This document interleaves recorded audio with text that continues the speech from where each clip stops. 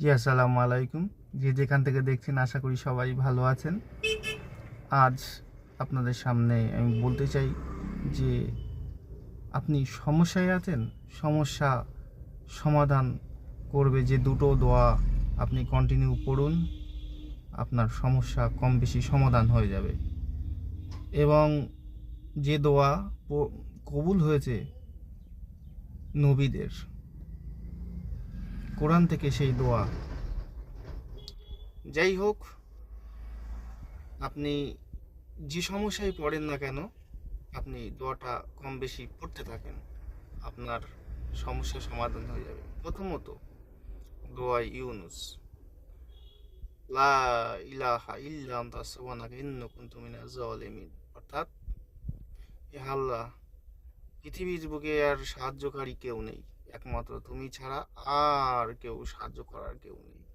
অতএব এই ভেবে আল্লাহর প্রতি দৃঢ় বিশ্বাস রেখে, আল্লাহর প্রতি তাওয়াক্কুল করে আপনি দোয়া করতে থাকেন।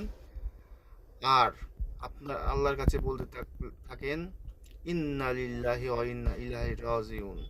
অতএব আল্লাহর তোমার কাছে প্রত্যাবর্তন হতে হবে। অতএব আপাতত এই দুটো আপনি পড়তে থাকেন। আপনার মনে হতে পারে যে ইন্না লিল্লাহি ওয়া ইন্না ইলাইহি রাজিউন তো শুধু মরে গেলে পড়তে হয়। আসলে ব্যাপারটা ঠিক তেমন নয়। এই দোয়াটা আপনি মনে মনে পড়তে থাকলে আপনার প্রতি তাওয়াক্কুল, আল্লাহর প্রতি যে তাওয়াক্কুল, সেটা অনেকটাই বেড়ে যায়। অতএব আপনার এই দুটো দোয়া সব সময়ই পড়তে থাকেন।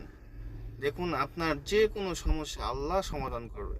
সমাধান করার মালিক একমাত্র আল্লাহ। হাজি গাজী হুজুররা কেউ আপনাকে সাহায্য করতে পারবে না, কোনো মানুষ আপনাকে সাহায্য করতে পারবে না, একমাত্র আল্লাহ ছাড়া। এই দৃঢ় বিশ্বাসে আপনি দোয়া করতে থাকুন। সারাদিন চলতে ফিরতে আপনি দোয়া করতে থাকুন। আল্লাহর কাছে সাহায্য চান, আল্লাহর কাছে তাওয়াক্কুল করুন। আল্লাহর কাছেই সাহায্য চাওয়ার যোগ্যই হচ্ছে আল্লাহ। পৃথিবীর কেউ আপনাকে সাহায্য করবে না।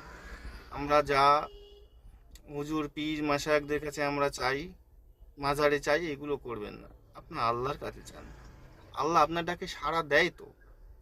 হয়তো আপনি বুঝতে পারেন না, হয়তো আপনি চিন্তা ভাবনা করেন না। কোরআন সাক্ষ্য দিচ্ছে আপনার ডাকে আল্লাহ সাড়া দেয়।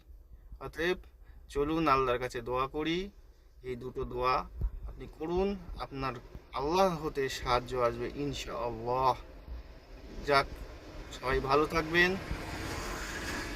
সুস্থ থাকবেন। আসসালামু আলাইকুম।